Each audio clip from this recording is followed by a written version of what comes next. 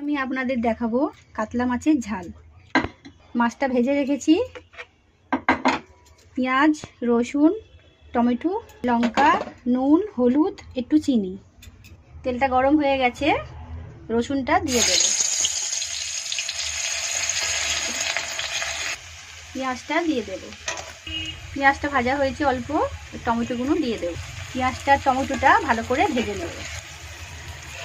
পেঁয়াজটা টমেটোটা ভালো করে ভাজা হয়ে গেছে, এবার মশলাগুলো দিয়ে দেব।